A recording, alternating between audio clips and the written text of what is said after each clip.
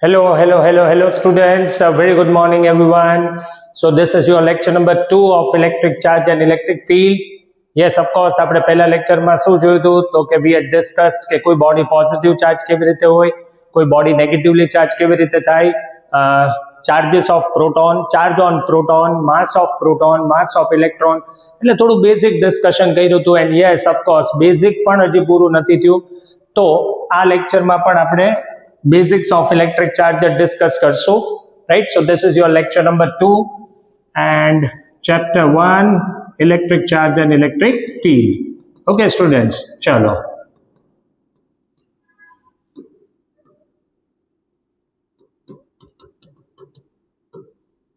Okay, તો શું જોયું તો આપણે પ્રીવિયસ લેક્ચરમાં, તો આપણે ત્યાં સુધી આઈ થિંક ડિસ્કસ કર્યું હતું કે ગ્લાસ રોડ જે છે જ્યારે એને તમે સિલ્ક ક્લોથ સાથે રબ કરો છો, રાઈટ, પહેલા મેં તમને એક્સપ્લેન કર્યું હતું કે મેટર ઇલેક્ટ્રિકલી ન્યુટ્રલ હોય, કોઈ પ્રોસેસ જ્યારે એના ઉપર કરવામાં આવે છે તો જેની ઇલેક્ટ્રોન એફિનિટી, જેનું વર્ક ફંક્શન ઓછું હોય, એ બોડી ઇલેક્ટ્રોન લૂઝ કરશે અને બીજો બોડી ઇલેક્ટ્રોન ગેઇન કરશે, રાઈટ. ઓકે, તો આપણે ત્યારે કંઈક એક્ઝામ્પલ આનું લીધું હતું. This was your silk cloth.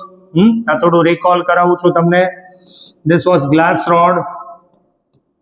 બે પહેલા કેવા છે students? Both are electrically neutral. જ્યારે હું ગ્લાસ રોડને સિલ્ક ક્લોથ સાથે રબ કરું છું, ઓર સિલ્ક ક્લોથને જ્યારે ગ્લાસ રોડ સાથે રબ કરું છું, ત્યારે આપણે એવું જોયું હતું કે glass rod loses few electrons, right, and silk cloth gains few electrons, right. તો એ હિસાબથી આપણે એવું કહેશું કે ગ્લાસ રોડ જે છે એ પોઝિટિવ ચાર્જ થઈ ગયો અને સિલ્ક ક્લોથ જે છે એ નેગેટિવ ચાર્જ થઈ ગયો. ચલો હવે આગળ આપણે ડિસ્કસ કરીએ.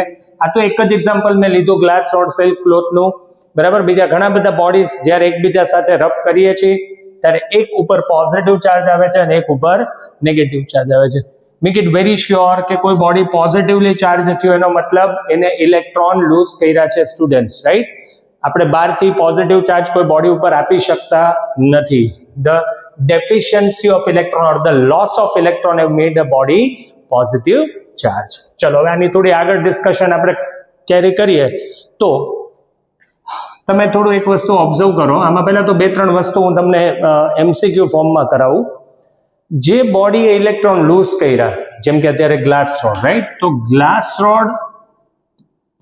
Road has lost a few electrons, yes, બરાબર. તો સ્ટુડન્ટ્સ, દરેક ચાર્જ સાથે માસ એસોસિએટેડ હોય કે ન હોય? દરેક ચાર્જ સાથે માસ એસોસિએટેડ હોય ને. મેં તમને સ્ટાર્ટિંગમાં જ કીધું હતું કે charge cannot exist without mass, charge cannot exist without mass, right. તો ગ્લાસ રોડે ઇલેક્ટ્રોન લૂઝ કર્યા તો ઇલેક્ટ્રોનની સાથે માસ પણ ટ્રાન્સફર થયું ને. Mass will also be transferred. Yes, are you getting my point? હું શું બોલું છું? ઓફકોર્સ. તો એનો મતલબ માની લઈએ 5 ઇલેક્ટ્રોન ગ્લાસ રોડે લૂઝ કર્યા તો 5 times the mass of electron પણ એને લૂઝ કર્યું ને. ઇલેક્ટ્રોન જાય છે તો એનું માસ પણ લઈ જશે ને સાથે, રાઈટ. તો એવું કહેશું આપણે કે માસ of positively charge body decreases. Am I right students? Mass of positively charged body decreases. Neutral body કરતા પોઝિટિવ ચાર્જ જ્યારે બોડીને તમે બનાવશો તો એનું માસ શું થશે? ડિક્રીઝ થશે. કેમ કે બોડી પોઝિટિવ ચાર્જ થયો જ ક્યારે? જ્યારે એને ઇલેક્ટ્રોન્સ લૂઝ કર્યા. Similarly like suppose silk cloth have gain electron, એટલે નેગેટિવ થયો. તો ઇલેક્ટ્રોન ગેઇન કર્યા તો માસ એ ગેઇન કર્યું. તો આપણે શું કહેશું? માસ of negatively charge body increases. Done students? Done? Clear? એટલે મને એવું પૂછે કે what happens to the positively charged body when it is rubbed with another body, or rather what happens to the mass of positively charged body? એવું કહેશે. તો mass of positively charged body will decrease. mass decrease થાય, weight પણ decrease થાય. ચલો it's okay, આ તો બધું ઈઝી વાત છે, કઈ છે નહીં. ડન. હવે આપણે બીજી વાત કરીએ કે આમાંથી માની લો આપણને એમ કે ચાર્જનું સિસ્ટમ ઉપર ચાર્જનું શું થયું, બરાબર. તો ચાર્જ remained conserved કે નહીં in the system or on the system. ભાઈ ટોટલ ચાર્જ આખા સિસ્ટમમાં તો જે પહેલા હતો અને જે પછી રહેશે એક ઇક્વલ જ રહેશે ને, સેમ જ રહેશે. હું એવું કહેવા માંગુ છું સ્ટુડન્ટ્સ, તમે સમજો શાંતિથી. આપણે એક આ ગ્લાસ રોડ હતો, ઓકે, ગ્લાસ રોડ પહેલા કેવો હતો તો કે પહેલા એ એક ન્યુટ્રલ બોડી હતું. ન્યુટ્રલનો મતલબ શું? Equal number of plus, equal number of minus. સમજો, રાઈટ. સિલ્ક ક્લોથ હતો, તો સિલ્ક ક્લોથ પણ કેવો હતો સ્ટુડન્ટ્સ? તો કે એ પણ ઇલેક્ટ્રિકલી ન્યુટ્રલ હતો. યસ, એ બી ન્યુટ્રલ હતો. Ready? Both were electrically neutral. બરાબર? કોઈ પ્રોસેસ નથી કરી ત્યારે, that means the system was overall electrically neutral. Right? ક્યારે? Before the process. થોડા હેન્ડરાઇટિંગ માટે માફ કરજો. આઈ ટ્રાય માય બેસ્ટ કે સારા હેન્ડરાઇટિંગ નીકળે, તમને ઉકલાય. ઓકે, તો કઈ પ્રોસેસ કર્યા પહેલા ગ્લાસ રોડ કેવો હતો? ન્યુટ્રલ. સિલ્ક ક્લોથ પણ કેવું છે? ન્યુટ્રલ. ઓકે, હવે માની લો હું જ્યારે સિલ્ક ક્લોથને રબ કરીશ ગ્લાસ રોડ સાથે, તો આપણે એવું જોયું કે ગ્લાસ રોડ ઇલેક્ટ્રોન લૂઝ કરે છે. ઓકે, માની લો સપોઝ કરો કે એને 5 ઇલેક્ટ્રોન લૂઝ કર્યા. ઓકે, 5 ઇલેક્ટ્રોન લૂઝ કરશે તો એના ઉપર 5 ઇલેક્ટ્રોનનો પોઝિટિવ ચાર્જ આવશે. ડન. એક ઇલેક્ટ્રોન કેવો છે સ્ટુડન્ટ્સ? Negatively charge. એક નેગેટિવ ચાર્જ ગુમાવશે તો એના ઉપર એક પોઝિટિવ ચાર્જ આવશે. તો glass road has lost 5 electrons. તો એના ઉપર નેટ ચાર્જ કેટલો આવ્યો? +5. તો ભાઈ ઈ જ 5 ઇલેક્ટ્રોન સિલ્ક ક્લોથે મેળવ્યા ને, તો સિલ્ક ક્લોથ ઉપર કેટલો ચાર્જ આવ્યો? -5. સિલ્ક ક્લોથ ઉપર કેટલો ચાર્જ આવ્યો સ્ટુડન્ટ્સ? -5. ભાઈ, તો after the process also the system is electrically neutral. તમે જો, સિસ્ટમ ઇઝ ઇલેક્ટ્રિકલી ન્યુટ્રલ. ભાઈ, આના ઉપર +5 છે, આના ઉપર -5 છે, એડ કરો ને, ન્યુટ્રલ જ રહ્યું.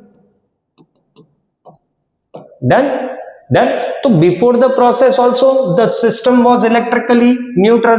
After the process also the system is electrically neutral. This is what is law of conservation of charge. તમે એક બોડી ઉપરનો ચાર્જ બદલો છો, ઓવરઓલ આખા સિસ્ટમ માટે તમે કોઈ નવો ચાર્જ બનાવતા નથી, યા રાઈટ? યા કોઈ નવો ચાર્જ હોય મતલબ લૂઝ નથી કરતા. You are not producing, you are not creating a new charge or you are not destroying a charge. જેટલા ઇલેક્ટ્રોન હતા, 5 ઇલેક્ટ્રોન આને લૂઝ કર્યા, એના ઉપર 5 પ્લસ ચાર્જ આવ્યો, આને 5 ઇલેક્ટ્રોન ગેઇન કર્યા, એને -5 ચાર્જ આવ્યો. ઓવરઓલ આખા સિસ્ટમ પર ચાર્જ કેવો હતો? તો કે પહેલા જેટલો હતો સિસ્ટમનો ચાર્જ પછી પણ એટલો જ રહ્યો. Done? So this follows the law of conservation of charge, or rather this is what is law of conservation of charge. The total charge on the system before or after any process remains the same, remains constant. આવડું students? આટલું clear? Sure? ચલો હવે આગળ વધીએ. ચાર્જને detect કરવા માટે device છે ગોલ્ડ લીફ ઇલેક્ટ્રોસ્કોપ, જેને આપણે ડિટેલમાં નેક્સ્ટ લેક્ચરમાં ભણશું. અત્યારે એક વેરી ઇમ્પોર્ટન્ટ ટોપિક કરાવું છું, quantization of charge.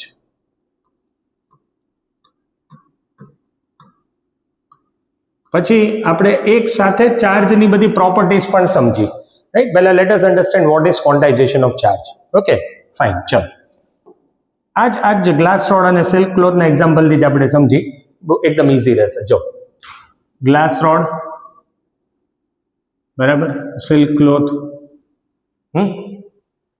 Okay, first of all what do mean by quantization? Quantization એટલે ફિક્સ, બધી વેલ્યુ ના હોવી, અમુક ફિક્સ વેલ્યુ જ હોય, એને કહેવાય ક્વોન્ટાઇઝેશન ઓફ ચાર્જ. રાઈટ? તો સર આપણે કેમ અહીંયા ક્વોન્ટાઇઝેશન ઓફ ચાર્જ સમજી છીએ?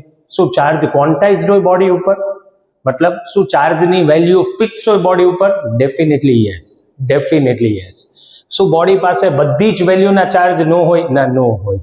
જો કઈ રીતે આપણે સમજી શાંતિથી. ક્વોન્ટાઇઝેશનનો મિનિંગ શું થયો? Fix value.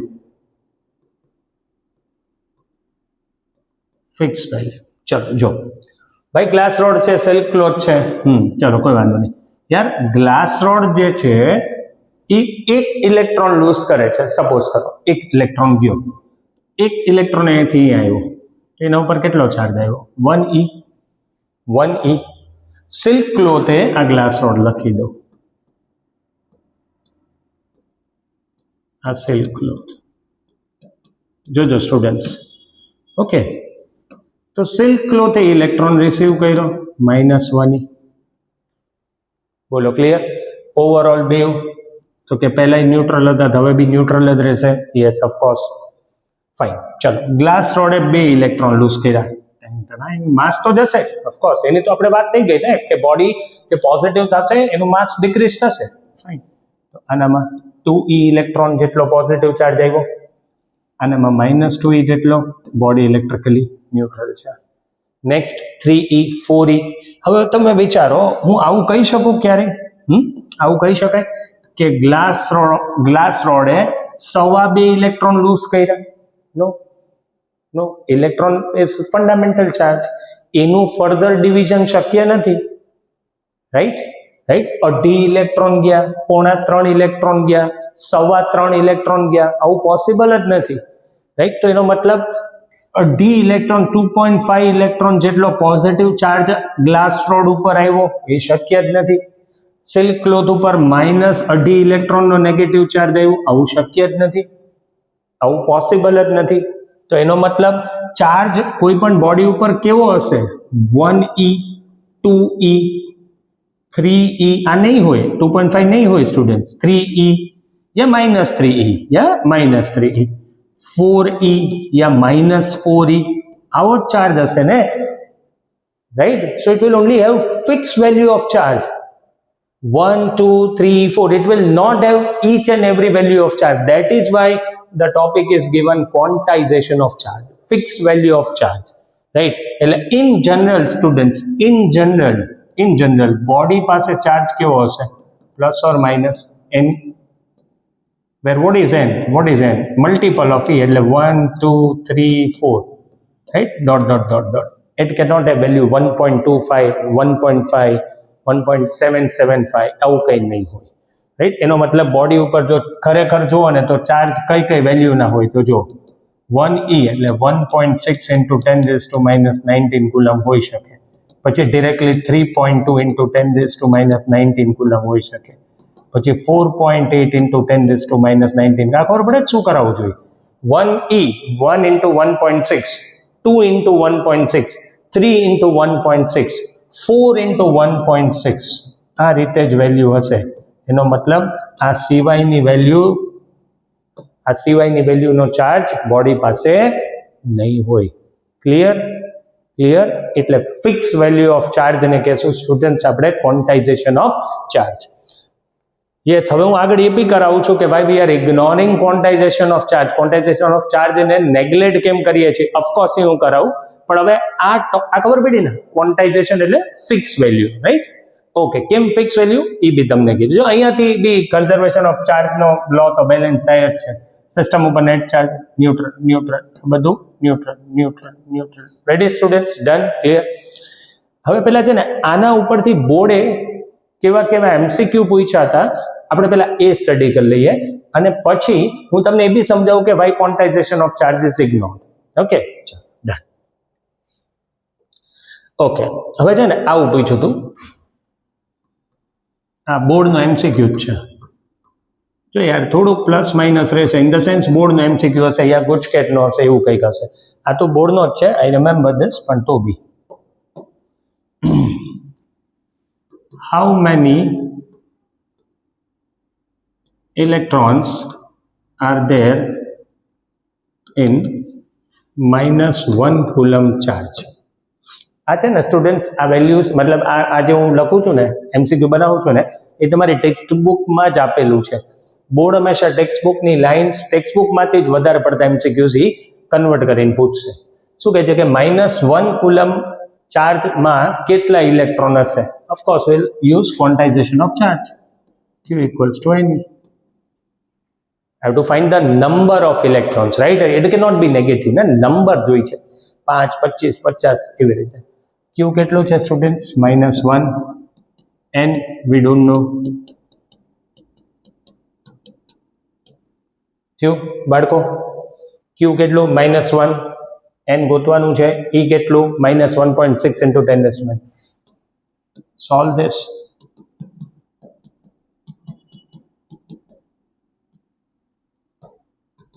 I'm not sure about the calculation. એ તમે કરી લેજો, પણ હું જસ્ટ કદાચથી તો આ જ આન્સર છે, પણ તમે જોઈ લેજો. આટલા ઇલેક્ટ્રોન્સ હોય, આટલા એક્સેસ ઓફ ઇલેક્ટ્રોન હોય to make a body negatively charge. આમાં બીજું શું કરી શકે?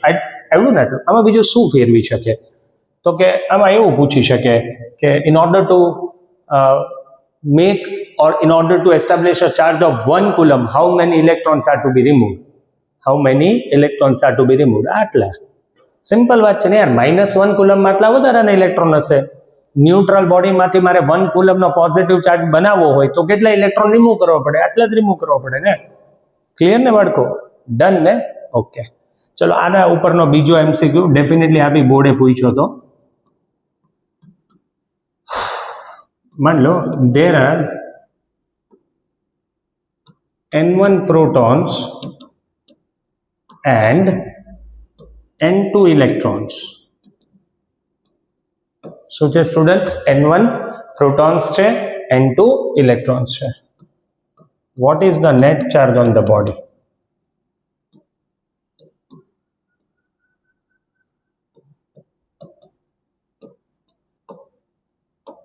આવું કીધું છે. કેટલા પ્રોટોન્સ છે?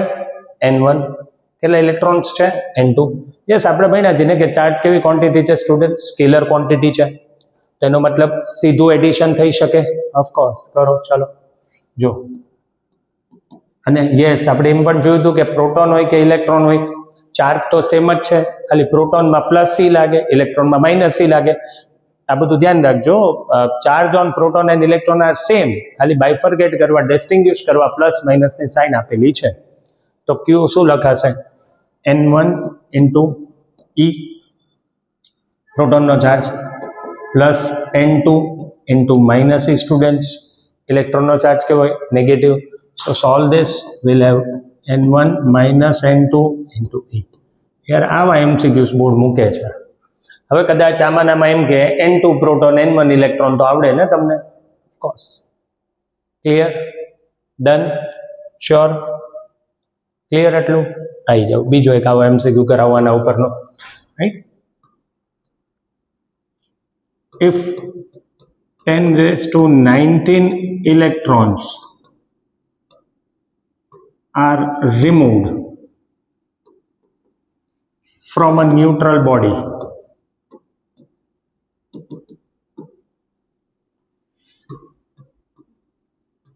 what will be the charge on the body? Yes, પછી એકવાર આપણે ક્વેશ્ચન્સની પ્રેક્ટિસ કરશું ત્યારે ક્વેશ્ચન ઉપર આવી જ જશે, સીધું સોલ્વ કરશું. આ તો ભણાવતા ભણાવતા કરાવું છું ને એટલે સાચી મજા આમાં આવે.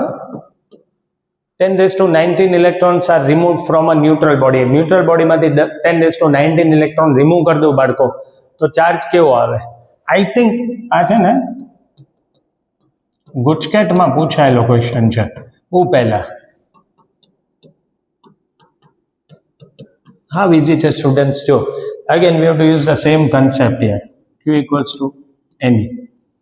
N કેટલા રિમૂવ કર્યા? 10⁻19. હવે ઇલેક્ટ્રોન્સ રિમૂવ કરીએ તો બોડી કેવો થાય? ઇલેક્ટ્રોન રિમૂવ કરો તો બોડી કેવો થાય? Of course positive. તો નેગેટિવનો તો ઓપ્શન જ ના રહે ને. 1.6 into 10⁻19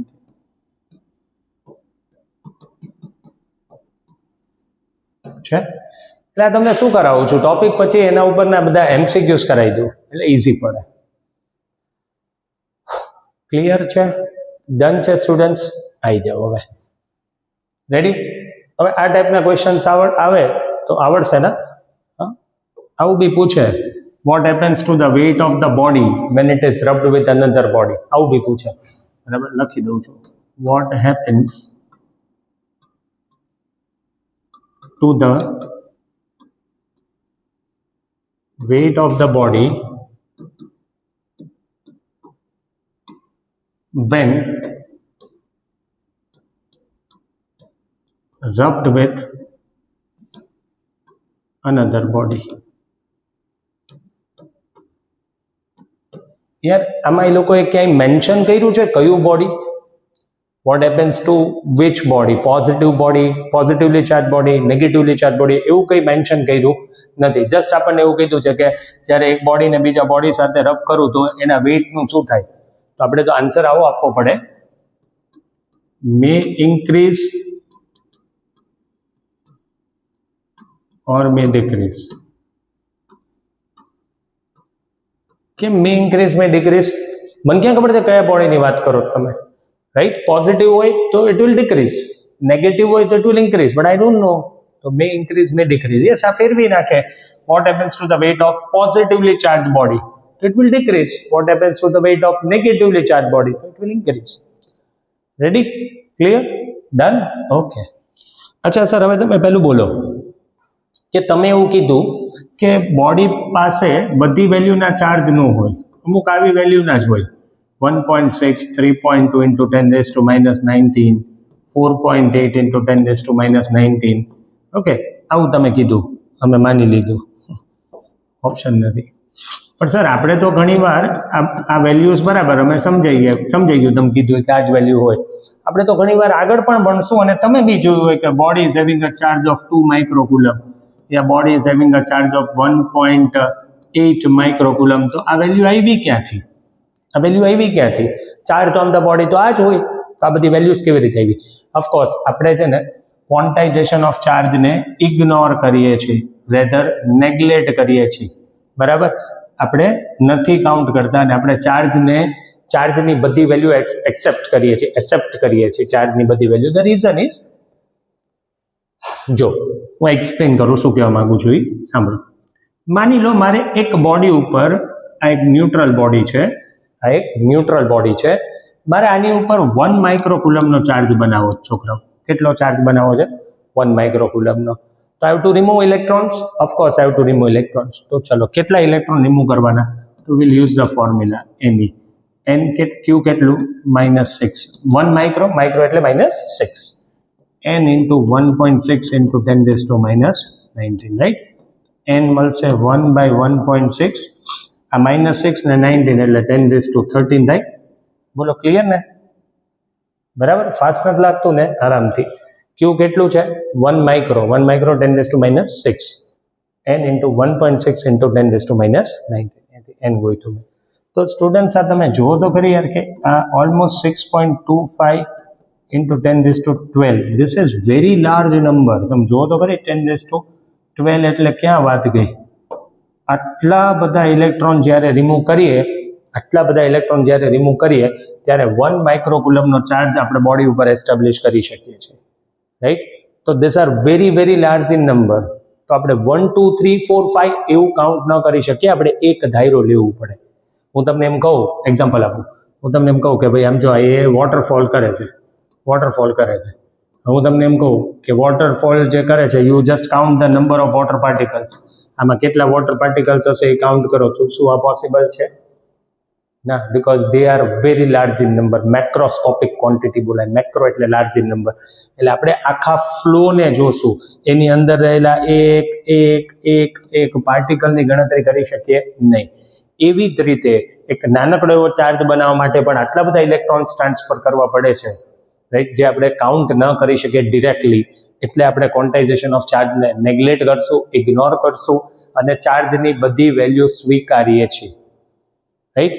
તમારી બુકમાં આવું કદાચ એક્ઝામ્પલ આપ્યું છે કે હું અહીંયાથી એકદમ પાસે ડોટ કરું તો તમને દૂરથી એવું લાગે કે મેં એક લાઈન બનાવી. એક્ઝેક્ટલી એવી વાત છે નહીં.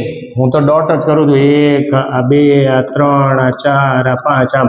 પણ એટલા બધા છે, એટલા નજીક છે કે હું એને કન્ટિન્યુ એક લાઈન કન્સિડર કરી લઈશ, right? Got it students? That is why we are ignoring quantization of charge. Done? અહીં જાઓ બાળકો તમારા ટેક્સ્ટ બુકના એક્ઝામ્પલ નંબર 1.1માં. બધું વચ્ચે ઇલેક્ટ્રોસ્કોપ શું છે, એડિટિવ પ્રોપર્ટી શું છે, પોઈન્ટ ચાર્જ શું છે, બધું હું કવર કરી દઈશ. હું ખાલી 2-3 પેજ મારી રીતે જોઉં છું. હવે એક્ઝામ્પલ 1.1 એવું કહે છે, if 10 raised to 9 electrons are removed every second from a body,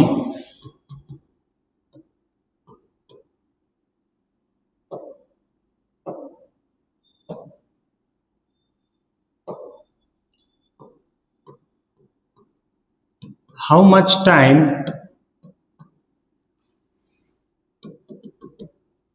is required to establish a charge of 1 coulomb.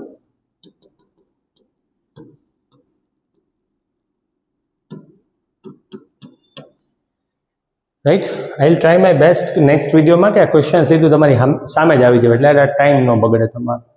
ચલો કાંઈ વાંધો નહીં. કેટલા ઇલેક્ટ્રોન રિમૂવ થાય છે પર સેકન્ડ? 10⁹ અને 1 કુલમનો ચાર્જ બનાવો હોય તો કેટલો ટાઈમ લાગે? હવે બેઝિકલી ટાઈમ પૂછ્યો છે આપણને, તો આપણે જોયો ને પહેલાં કે શું કરાય, પહેલાં આપણે એ જોઈ લેવાય કે 1 કુલમ ચાર્જમાં કેટલા ઇલેક્ટ્રોન્સ છે. રાઈટ, આપણે Q = N વાળી મેથડથી ફોર્મ્યુલાથી ગોતી લઈએ. 1 = N × ક્યારના આપણે આ જ ગણતરી કરીએ છીએ એટલે આ વેલ્યુ થાય. એટલે 1 કુલમ ચાર્જમાં આટલા ઇલેક્ટ્રોન્સ છે, 6.25 × 10⁸. Got it students? ઓકે. હવે 10⁹ ઇલેક્ટ્રોન રિમૂવ કરતા 1 સેકન્ડ લાગે છે, તો 6.25 × 10⁸ ઇલેક્ટ્રોન રિમૂવ કરતા કેટલો ટાઈમ લાગે?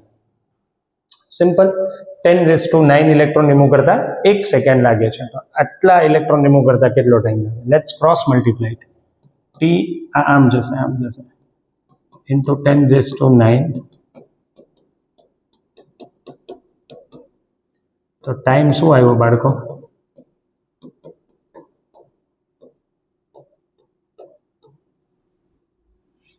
આટલો ટાઈમ લાગશે, 6.25 × 10⁹ સેકન્ડ્સ. યસ, તમને આન્સર યર્સમાં આપ્યો છે, તો એમાં પણ આપણે કન્વર્ટ કરી શકીએ. આવી રીતે કન્વર્ટ કરવાનું. આટલા સેકન્ડ્સ છે, 9 સેકન્ડ્સ. રાઈટ, 1 વર્ષ 365 ડેઝ, 1 દિવસ 24 કલાક, 1 કલાક 3600 સેકન્ડ. તો આ જે મળશે, આ તમને ટાઈમ મળશે એ યર્સમાં મળશે. Done. It's okay if you are not converting, પણ તમને બુકમાં આપ્યું છે, ટેક્સ્ટ બુકમાં, એટલે મેં કરાવી દીધું. ચલો, આવડી ગયું બાળકો? ડન. આ બધા બોર્ડ ને ગુજકેટ લેવલના જ લેક્ચર્સ છે. આ કમ્પ્લીટ થશે પછી ગુજકેટના MCQs કરશું, પછી JEE નીટના લેક્ચર સ્ટાર્ટ કરીશ. આવી જાઓ. ક્લિયર? ડન. તમારા example 1.2. How much positive and negative charges are there in a cup of water? આવું પૂછ્યું છે કે કપ ઓફ વોટરમાં કેટલા પોઝિટિવ અને નેગેટિવ ચાર્જીસ છે એ કયો. હવે છે ને, આમાં કેવું કરવું પડે, જનરલી કપ ઓફ વોટર હોય ને 250 ગ્રામનો હોય એવું એ લોકોએ લીધું છે.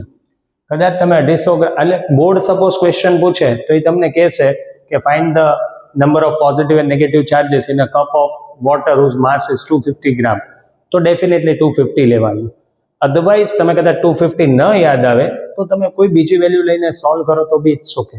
રાઈટ, કેમ કે આ તો એમને આપી નથી ને યાર. 250 તો આપણે જનરલી વિચારીએ કે એક પાણીનો કપ હોય તો એમાં 250 ગ્રામ એનું માસ હોય વોટરનું. ઓકે, ડન ને? ક્લિયર? ચાલો સોલ્વ કરીએ. સોલ્યુશન. હવે યાર H2O એટલે એનું મોલિક્યુલર માસ કેટલું થાય? વોટર એટલે H2O. ડન. આ 16 અને આ 2 18 થયા, એટલે એ તો બધાને ખબર હશે 18 ગ્રામ પર મોલ. રાઈટ, એટલે 18 ગ્રામમાં 1 મોલ. 1 મોલ એટલે આટલા એટમ્સ હોય કે નહીં? 6.023 × 10⁻23. આપણી પાસે 250 ગ્રામ છે છોકરાઓ, તો પહેલા કેટલા એટમ્સ થયા? આવું થયું. ઓકે, તો n આપણને અહીંથી મળી જશે 6.023 × 10⁻23 × 250. ક્રોસ મલ્ટીપ્લાય કરું છું આમાં, ડિવાઈડ બાય 18. ડન. આટલા શું થયા? Number of atoms in a cup of 250 gram. Done.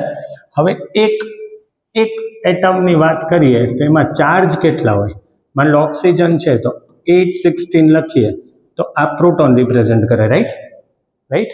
આ પ્રોટોન રિપ્રેઝન્ટ, એટોમિક નંબર, આ એટોમિક માસ નંબર, અને H2 એટલે 2 થયા, આ હાઇડ્રોજન, આવા 2 એટલે 2 આ અને 8 આ, તો એક એટમમાં 10 પ્રોટોન થયા, અને ઇલેક્ટ્રિકલી ન્યુટ્રલ એટલે 10 ઇલેક્ટ્રોન હોય. રેડી? તો હું એમ કહું છું કે આપણે એક એટમમાં 10 પ્રોટોન છે, આપણી પાસે આટલા એટમ્સ છે, તો કેટલું થશે?